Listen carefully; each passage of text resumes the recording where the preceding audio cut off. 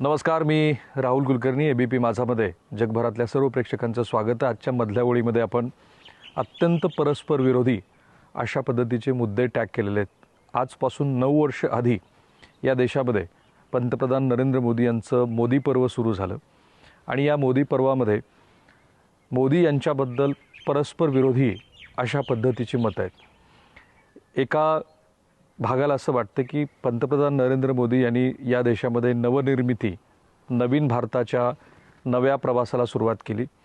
तर एका गटाला असं वाटतं की या देशामध्ये हुकुमशाही, नैतिक राजकारणाचा शेवट आणि अनेक अर्थाने संसदीय लोकशाहीचा ऱ्हास अशा पद्धतीची ही नवीन 9 वर्ष आहेत.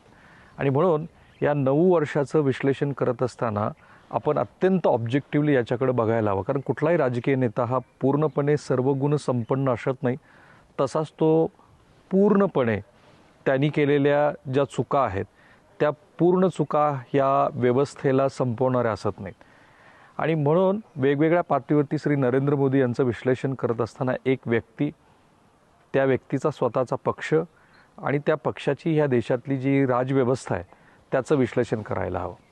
एक म्हणजे नरेंद्र मोदी यांच्या या कालखंडामध्ये सर्वात महत्त्वाची जर काही गोष्ट घडली असेल तर ती म्हणजे बहुसंख्याकवादी, ज्याला आपण हिंदुत्ववादी अशा पद्धतीचं राजकारण म्हणतो, त्याचा स्वीकाराचा जो भाग, ज्याला ॲक्सेप्टन्स आपण म्हणतो, तो सर्व राजकीय पातळीवरती वाढताना आपल्याला दिसला.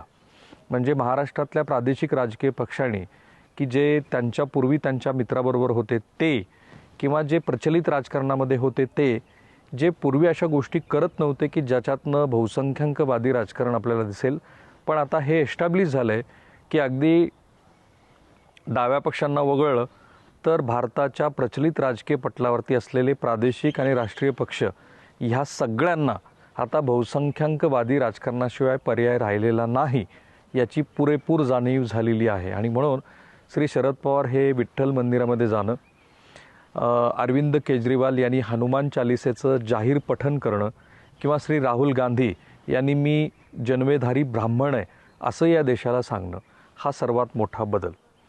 दुसऱ्या अर्थाने जर आपण बघितलं तर या देशातली जी प्रचलित मान्यता होती की हा असा एक विकसनशील देश आहे आणि या विकसनशील देशाला जागतिक पटलावरच्या अनेक राजकारणातले जे अनेक आंदोलनं आहेत त्याच्यामध्ये बऱ्याच वेळेला ज्याला आपण इंग्रजीमध्ये डिफेन्सिव्ह अशा पद्धतीची भूमिका असते ती भूमिका घ्यावी लागते. परंतु गेल्या 9 वर्षामध्ये हा मोठा बदल आहे आणि त्या बदलामध्ये आक्रमक विदेश नीती याचा फार मोठा वाटा आपल्याला दिसतो. अर्थात पाकिस्तानचं कमी झालेलं महत्त्व, जिओ पॉलिटिक्समध्ये अमेरिकेला अपकमिंग अर्थव्यवस्था म्हणजे चीनचा वाटता असलेला धोका, ह्यामुळं भारताचं वाढलेलं महत्त्व आणि त्याची पुरेपूर जाणीव ठेवून पंतप्रधान नरेंद्र मोदी यांनी यापूर्वी सनदी सेवेमध्ये असलेल्या विदेश मंत्र्याच्या माध्यमातून घडवून आणलेली आंतरराष्ट्रीय पातळीवरची नेपथ्य रचना, यामुळं भारताअंतर्गत आणि आंतरराष्ट्रीय पातळीवरती सुद्धा भारतीय नागरिकांच्या मनामध्ये या 9 वर्षामध्ये भारत हा आंतरराष्ट्रीय पातळीवरचा, भलेही आर्थिकदृष्ट्या चीन एवढा सबळ देश नसला तरीसुद्धा ह्या देशाला आत्ता तुम्ही गृहीत धरून चालणार नाही अशा पद्धतीची आक्रमक विदेश नीती ह्या देशानं स्वीकारलेली आहे. दुसरीकडे ह्या देशामध्ये धार्मिक विध्वंसाचं वातावरण गेल्या 9 वर्षामध्ये प्रचंड मोठ्या प्रमाणामध्ये वाढताना दिसत आहे. एक प्रकारची अनामिक भीती ही इथल्या अल्पसंख्याकाच्या मनामध्ये आहे, काही लेखक मंडळींच्या मनामध्ये आहे, काही साहित्य कलाकृतीच्या दृष्टीनं आविष्कार करणाऱ्या मंडळींच्या मनामध्ये आहे. आणि हे भारतीय जनता पार्टीने दाखवून दिलं आहे की गुजरातसारख्या महत्त्वाच्या राज्यामध्ये की जिथे आपल्या देशाचे राष्ट्रपिता महात्मा गांधी यांची जन्मभूमी आहे, त्यांच्या राज्यामध्ये एकाही मुस्लिम उमेदवाराला उमेदवारी न देता आपण सतत सत्तेवरती येऊ शकतो. उत्तर प्रदेशसारख्या की ज्या राज्यामध्ये 80 लोकसभेच्या जागा आहेत त्या राज्यामध्ये एकाही मुस्लिम उमेदवाराला उमेदवारी न देता आपण सत्तेवरती येऊ शकतो. एवढंच नाही तर देशाच्या केंद्रीय राजकारणामध्ये म्हणजे केंद्रीय सत्तेमध्ये एकाही मुस्लिम नेत्याला उमेदवारी न देता आपण या देशामध्ये सत्ता मिळवू शकतो हे दाखवून दिलेलं आहे. आणि म्हणून मग ट्रिपल तलाकचा जो की महिलांच्या दृष्टीनं महत्त्वाचा मुद्दा आहे तिथपासून ते बुरख्यापर्यंत हे मुद्दे जरी सामाजिक उत्थानाचे असले तरी त्यानिमित्ताने ह्या देशामध्ये धार्मिक विध्वंसाच्या राजकारणाने टोक गाठलेलं आहे. आणि 20 कोटी लोकसंख्येच्या मनामध्ये एक प्रकारची असुरक्षिततेची भावना असू शकते, हे वास्तव आहे. दुसरीकडे ह्या देशामध्ये ज्याला आपण पायाभूत सुविधा म्हणतो, कारण 1991 साली जे आर्थिक उदारीकरणाचं धोरण आलं त्या धोरणानंतर वाजपेयींच्या काळापर्यंत गोल्डन ट्रँगल येईपर्यंत ज्या वेगवेगळ्या आर्थिक सुधारणा झाल्या, त्याच्यानंतर मनमोहन सिंह सरकारच्या काळामध्ये एक प्रकारे या आर्थिक सुधारणाला जी खीळ बसलेली होती त्या सुधारणाला पुन्हा नव्याने गती देण्याचं काम पंतप्रधान नरेंद्र मोदी यांनी केलं. आणि ते करत असताना मुख्यत्वे सर्वसामान्य आणि ज्यांच्यापर्यंत आर्थिक विकासाची गती पोहोचू शकत नाही अशा मंडळींना डोळ्यासमोर ठेवून विकासाचे मॉड्यूल्स आणले आणि ते अत्यंत कल्पकपणे राबवले, हे त्यांचं यश आहे. मग त्यात 4 लाख किलोमीटरचे झालेले ह्या देशातले भले मोठे रस्ते, credit goes to Nitin Gadkari, पण त्यांना दिलेला फ्री हँड, 4 कोटीपेक्षा अधिकची झालेली घरांची बांधकामं, शौचालय, घराघरामध्ये पोहोचलेली गॅस सिलेंडर्स किंवा अशा कुठल्याही शासकीय योजना की ज्या एरवी मिळत असताना आपल्याला या योजनांसाठीची जी करावी लागत असलेली जी यातायात आहे त्याचं कमी होणं, अशा अर्थाने जर आपण बघितलं तर भारतीय जनता पार्टीच्या आणि नरेंद्र मोदी यांच्या ह्या 9 वर्षाचं हे फार मोठं यश आहे असं आपण म्हणू शकतो. दुसरीकडे पक्षांतर्गत लोकशाहीचा पूर्णपणे झालेला ऱ्हास, नरेंद्र मोदी म्हणजे भाजप, नरेंद्र मोदी म्हणजेच केंद्र सरकार, अशा पद्धतीची आत्ताची प्रतिमा आहे. आणि हे खरं आहे की ज्या नेत्याला त्याच्या नावावरती मतं मिळतात तर तो अशा पद्धतीनं तो आपल्याला स्वतःला केंद्रस्थानी ठेवून मोठमोठे इव्हेंट करत राहतो आणि त्याच नेत्याला लोक स्वीकारतात. परंतु दुसरीकडे पक्षांतर्गत लोकशाहीचा झालेला ऱ्हास म्हणजे अगदी NDAमध्ये सुरुवातीच्या टप्प्यामध्ये सहभागी असलेले भारतीय जनता पार्टीचे मित्र यांची जर आज आपण आकडेवारी आणि यादी करायला बसलो तर कित्येक महत्त्वाचे प्रादेशिक राजकीय पक्ष हे नरेंद्र मोदी यांच्या काळात NDAला सोडून गेले हे दिसतं आहे. दुसरीकडे नरेंद्र मोदी आणि अमित शहा हेच भारतीय जनता पार्टीचं पक्षांतर्गत राजकारण चालवतात, त्यांना विचारल्याशिवाय कुठलीही नियुक्ती होत नाही, हे वास्तव आहे. त्यासोबतच भारतीय जनता पार्टीचे जे प्रादेशिक मोठे मोठे नेते होते त्यांच्या नेतृत्वाला कुठेतरी वेसन घालण्यात आलेली आहे आणि मग जे प्रबळ नाही आहेत अशा नेत्यांना पुढं करून नरेंद्र मोदी आणि अमित शहा यांनी वेगवेगळ्या राज्यामध्ये मुख्यमंत्री दिले आणि त्या मुख्यमंत्र्याच्या माध्यमातून पक्ष आणि तिथली सरकारं चालवली. म्हणजे NDAचे मित्र गमावले, पक्षांतर्गत लोकशाही संपवली, प्रादेशिक जे नेतृत्व होतं त्या नेतृत्वालाही संपवलं आणि त्यामुळं ह्या पक्षाचं एका अर्थाने झालेलं काँग्रेसीकरण, हायकमांड कल्चर, हेही ह्या निमित्ताने आपल्याला दिसतं आहे. दुसरीकडे पंतप्रधान नरेंद्र मोदी आणि त्यांच्या सरकारबद्दल ते भ्रष्ट आहेत किंवा त्या सरकारने भ्रष्टाचार केला अशा पद्धतीचं गेल्या 9 वर्षामध्ये एकही उदाहरण आपल्याला दिसत नाही. आज कितीही हे सरकार अंबानी आणि अदानीचं आहे अशा पद्धतीचा प्रचार केला गेला तरीसुद्धा व्यक्तिगतरित्या पंतप्रधान नरेंद्र मोदी यांच्यावरती भ्रष्टाचाराचा आजवर एकही डाग लागलेला नाही. दुसरीकडे ह्या सरकारच्या कोणत्याही मंत्र्यावरती गेल्या 9 वर्षामध्ये कोणत्याही प्रकारचा भ्रष्टाचाराचा आरोप झालेला नाही आणि ही ह्या सरकारची सर्वात मोठी उपलब्धी अशा अर्थाने आपण म्हणू शकतो.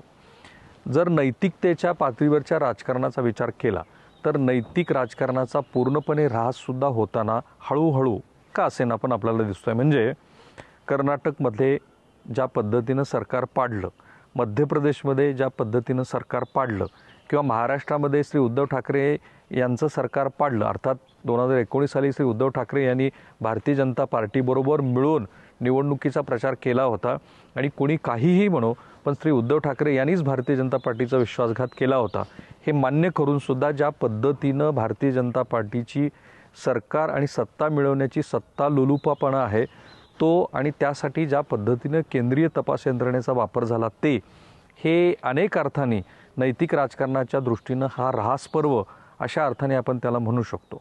आणखी त्याच्यामध्ये एक ज्याला आपण पुढची पायरी म्हणू ती म्हणजे काँग्रेस राजवटीमध्ये वेगवेगळ्या केंद्रीय तपास यंत्रणेचा जो गैरवापर सुरू होता त्याच्यात आणखी 4 पावलं भारतीय जनता पार्टीची गेल्या 9 वर्षामध्ये पुढं पडताना दिसली आणि म्हणून प्रादेशिक राजकीय पक्षातले जे महत्त्वाचे अनेक नेते आहेत ते बंगालपासून ते जम्मू काश्मीरपर्यंत आणि महाराष्ट्रापासून ते तुमच्या नॉर्थ ईस्टपर्यंत अनेक ठिकाणी प्रादेशिक राजकीय पक्षातल्या नेत्यांना निवडून त्यांच्या विरोधामध्ये कारवाई केली गेली. अर्थात त्यांच्या विरोधामध्ये असलेले नसलेले, कारण अनेक वर्ष बेधुंदपणे सत्ता राबवल्यानंतर त्या सत्तेच्या पाठोपाठ येत असलेले जे सगळे दोष असतात, त्या दोषाचा, त्या निमित्ताने जमवलेल्या पैशाचा ज्या पद्धतीनं भारतीय जनता पार्टीच्या सरकारनं गेल्या 9 वर्षामध्ये ह्या मंडळीकडनं हिशोब मागितला, त्या हिशोबाच्या माध्यमातून बाकी कायदेशीर गोष्टी काही झाल्या असतील ते नसतील, परंतु ह्या मंडळींच्या विरोधामध्ये केंद्रीय तपास यंत्रणेचा पुरेपूर गैरवापर होतो आहे, हे नॅरेटिव्ह आता सेट झालेलं आहे. पण नॉर्थ ईस्टसारख्या पूर्वांचलमधल्या ज्या 7 सिस्टर्स आपण म्हणतो, त्या राज्यांना दिलेलं महत्त्व हे ह्या सरकारची सर्वात मोठी अचिव्हमेंट म्हटली पाहिजे.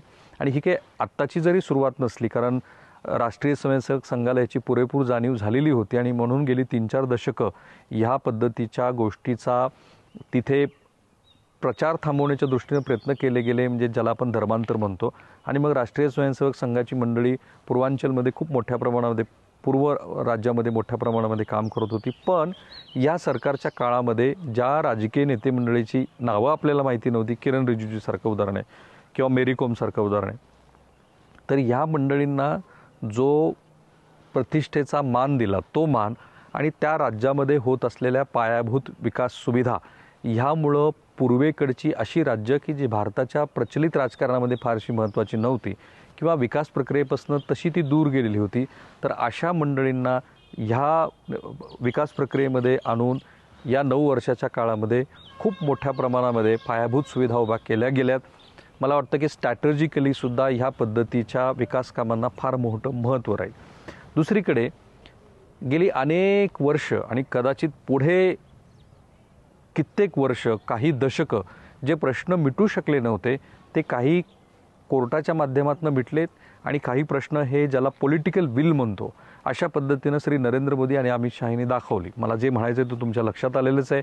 कोर्टाच्या माध्यमातून राम मंदिराचा प्रश्न कधीतरी सुटेल असं कोणालाही वाटत नव्हतं, तो प्रश्न सुटला आणि येत्या काहीच दिवसामध्ये या देशाला आणि विशेषतः हिंदू भाविकांना राम मंदिर हे दर्शनासाठी खुलं होणार आहे. 370 कलम हटणं ही किती अवघड गोष्ट आहे हे माझ्यासारख्या पत्रकाराला, की ज्यांनी काही वेळेला जम्मू काश्मीरचा दौरा केला आहे आणि ज्या दिवशी कलम 370 हटलं त्याच्यानंतरची परिस्थिती बघितल्यानंतर विश्वास बसणं शक्य नव्हतं. त्या मंडळींना 370 कलम आपण हटवू शकतो आणि आपल्याला जशा पद्धतीनं हटवू शकतो करण्याची इच्छा आहे ती ह्या सरकारनं दाखवली आणि आज या देशातले 2 महत्त्वाचे प्रश्न हे मार्गी लागलेले आहेत. ही या सरकारची गेल्या 9 वर्षातली सर्वोच्च अशा पद्धतीची आपण अचिव्हमेंट म्हणू शकतो. आंतरराष्ट्रीय पातळीवरती आपले 2 शत्रू, एक ज्याला आपण ॲडव्हर्सरी म्हणू, एक पाकिस्तान आणि दुसरा चीन, या पातळीवरती मात्र अजूनही आपल्याला धोरणामध्ये सातत्य आहे की नाही, कारण यातल्या बऱ्याचशा गोष्टी ह्या पब्लिक फोरममध्ये येत नाहीत. परंतु पाकिस्तान हा अंतर्गत राजकारणामुळं आणि जिओ पॉलिटिक्समध्ये पाकिस्तानचे बदललेले संदर्भ पाहता आजच्या तारखेमध्ये तरी भारताचा एनिमी नंबर 1 नाही आहे, हे या गेल्या 9 वर्षामध्ये हळूहळू या सरकारने सिद्ध करत आणलं आहे.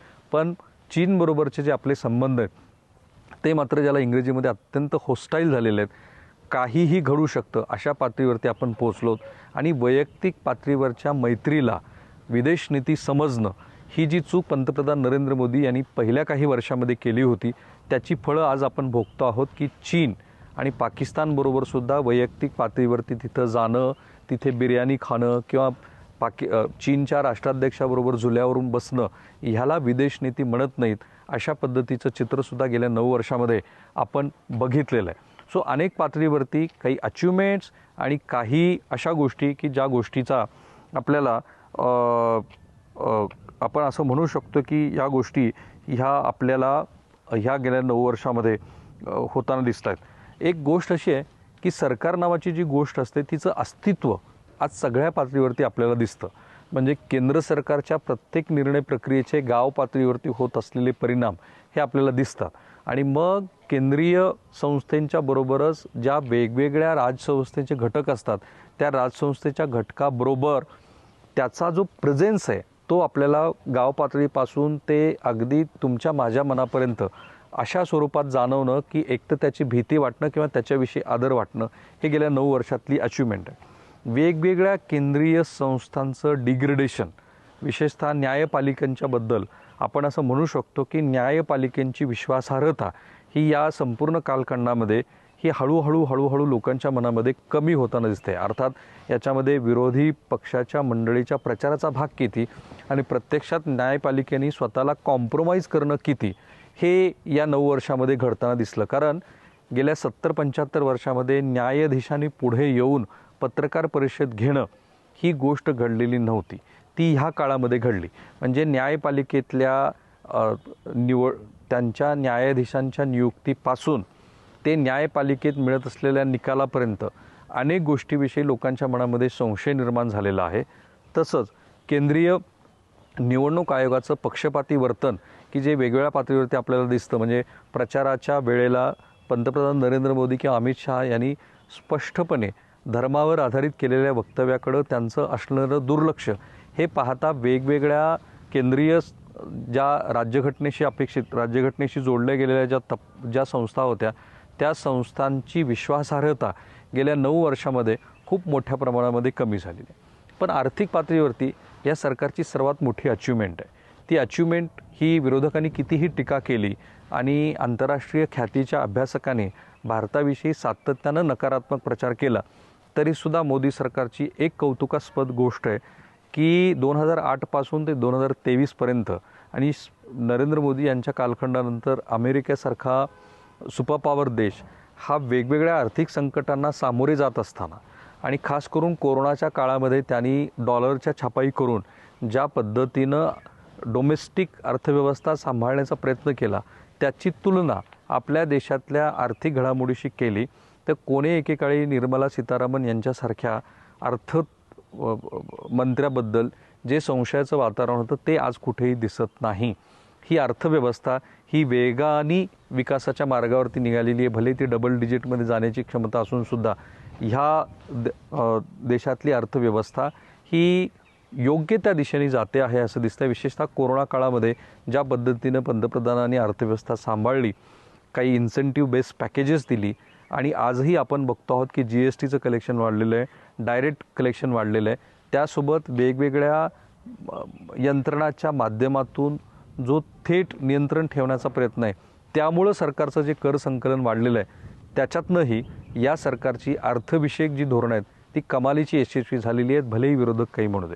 शेवटचा मुद्दा, हे सगळं होत असताना मुळात लोकशाही मूल्यावरती पंतप्रधान नरेंद्र मोदी यांचा विश्वास आहे की नाही याबद्दल मात्र अनेक प्रश्न मनात निर्माण व्हावेत अशा पद्धतीचा हा 9 वर्षातला कारभार आहे। एक, त्यांनी ज्या पद्धतीची नोटाबंदी आणली किंवा तत्सम असे कुठलेही निर्णय घेतले त्याच्यामध्ये ते आपल्या सहकाऱ्यांना सुद्धा विचारतात की नाही अशा पद्धतीची भावना लोकांच्या मनात आहे आणि ती दृश्य स्वरूपामध्ये पण आपल्याला दिसते। असे आपल्याला अनेक निर्णय सांगता येतील की जे पंतप्रधान नरेंद्र मोदी यांना वाटले आणि त्यांनी कोणाशीही चर्चा न करता ते प्रत्यक्षात अंमलात आणले। सो लोकशाहीमध्ये कन्सल्टेशन हा जो मुद्दा असतो तो मुद्दा मग तो पक्षांतर्गत असेल किंवा विरोधी पक्षांशी निगडीत असेल त्यांना कोणालाही ते चर्चेत घेत नाहीत हे वास्तव आहे। सो नरेंद्र मोदी यांच्या 9 वर्षाच्या कालखंडाचं विश्लेषण करत असताना काही अप्स आणि डाऊन्स तुम्हाला दिसतात। ह्या देशाची जी प्रगती आहे ती तुमच्या समोर आहे, ती पायाभूत सुविधेमध्ये कशी आहे, ती अर्थव्यवस्थे मुद्द्यावरती कशी आहे हेही तुम्हाला दिसते। पण दुसरीकडे लोकशाही मूल्य म्हणून जी पाश्चात्य राष्ट्रातली जी मूल्य आपल्यासमोर ठेवली जातात त्या मूल्याच्या दृष्टिकोनातनं जर या भारतीय लोकशाहीचा गेल्या 9 वर्षातला प्रवास जर बघितला तो फार उत्साहवर्धक आहे असं काही वाटत नाही। झालंच असेल तर एक झालं आहे की भारतीय संस्कृती, परंपरा, स्थापत्य शैली, जलसंधारण किंवा तत्सम अशा गोष्टी किंवा आयुर्वेद, योगा अशा गोष्टींना जे महत्त्व यापूर्वी दिलं जात नव्हतं ते मात्र महत्त्व या 9 वर्षाच्या कालखंडामध्ये कमालीचं वाढलं आणि त्याची ख्याती हे आंतरराष्ट्रीय पातळीवरती पोहोचवण्यामध्ये पंतप्रधान नरेंद्र मोदी हे यशस्वी झालेले आहेत। बाजरी आणि ज्वारी हे त्याचं उदाहरण आहे। सो थांबूया आपण इथे। पंतप्रधान नरेंद्र मोदी यांच्या ह्या कारकिर्दीचं आम्ही केलेलं विश्लेषण तुम्हाला एकतर आवडणार नाही किंवा तुम्हाला ते खूप आवडेल, परंतु तरीसुद्धा तुमची पंतप्रधान नरेंद्र मोदी यांच्या ह्या 9 वर्षाच्या कारकिर्दीवरची जी मतं आहेत ती मतं ह्या व्हिडिओच्या कमेंट बॉक्समध्ये जरूर टाका। एखादा मुद्दा राहिला असण्याची दाट शक्यता आहे। आपण 9 वर्षाचा जो मेन रोडमॅप आहे तो आपल्या महाराष्ट्रातल्या आणि जगभरातल्या प्रेक्षकासमोर मांडला। मी आणि ABP माझा सर्व सोशल मीडिया प्लॅटफॉर्मवरती आहोत, तुम्ही आम्हाला तिथे लाईक आणि शेअर करा। आणि तिथं तुम्ही ज्या काही महत्त्वाच्या सूचना करता त्याची आम्ही जरूर दखल घेतो. एबीपी माझा, उघडा डोळे बघा नीट.